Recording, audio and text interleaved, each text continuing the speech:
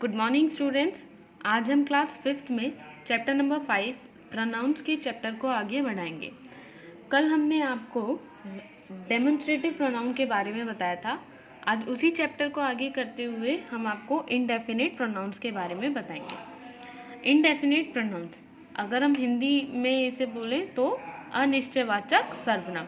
ऐसे प्रोनाउंस जो कि इनडेफिनेट हो, यानी कि निश्चित ना हो, श्योर ना हो कि हाँ यही बात है। Indefinite pronouns are used to refer to people और things without saying exactly who और what they are.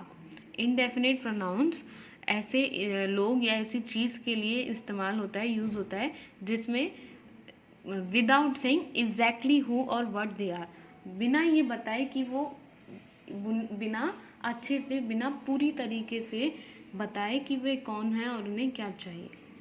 We use pronouns ending in body और one for people and pronouns ending in thing for things. यानी कि हम लोग जो pronounce use करते हैं वो किसी के लिए ऐसे एंड होते हुए, किसी लोगों के लिए बॉडी का या किसी वन का, जैसे समवन, समबडी, एनीवन, एनीवन ऐसे। और कभी किसी चीज़ के लिए समथिंग, अगर कोई चीज़ होती है तो हम लगाते हैं समथिंग, किसी भी चीज़ के लिए हम थिंग लगाते हैं। और कोई इंसान होता है तो उसके लिए लगाते हैं समवन, समबडी, ऐसे कुछ words.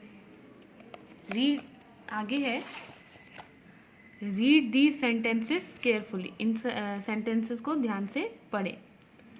This is what he is charging, यही था जो वो मांग रहा था। एवरीबडी इंजॉयड द कॉन्सर्ट, सब ने कॉन्सर्ट को इंजॉय किया। यहाँ पे हमें ये तो नहीं पता ना कि किस किस ने, पर्टिकुलरली ये तो नहीं है ना कि राम, श्याम, गीता, सुनीता, इन सब ने कहा, सब ने, एवरीबडी।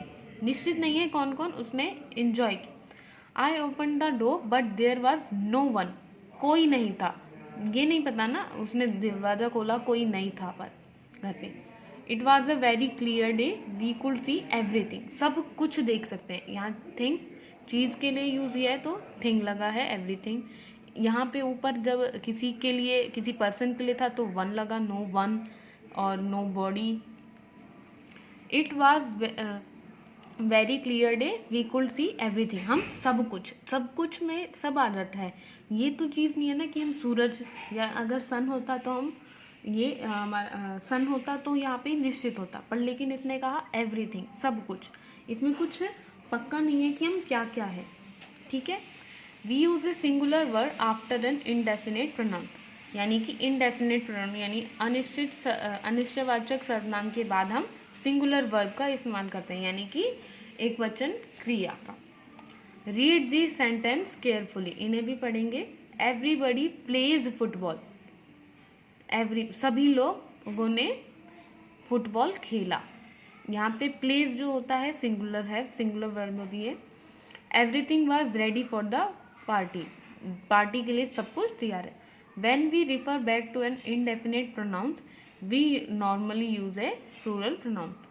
जब हम किसी चीज़ को, अगर हम किसी पास्ट टाइम के बात करते हैं कि ऐसा काम जो कि हो चुका है, अगर हम उसके लिए इंडेफिनेट प्रोनाउन को यूज़ करते हैं तब हम उसमें प्लूरल प्रोनाउन लगाते हैं। यहाँ पे जो प्लेस है प्लूरल क्रिया है ना, इसलिए।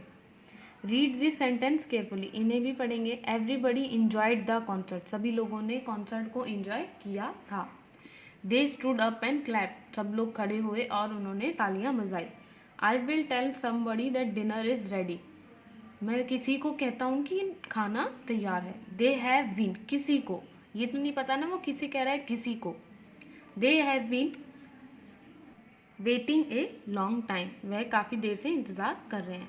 तो आया आपको समझ में कि इनडेफिनेट प्रोनाउंस क्या होते हैं। इनडेफिनेट प्रोनाउंस वो होते हैं जिसमें कि हमें बात का पूरा मतलब कोई श्योरिटी नहीं होती, एकदम पक्का नहीं होता।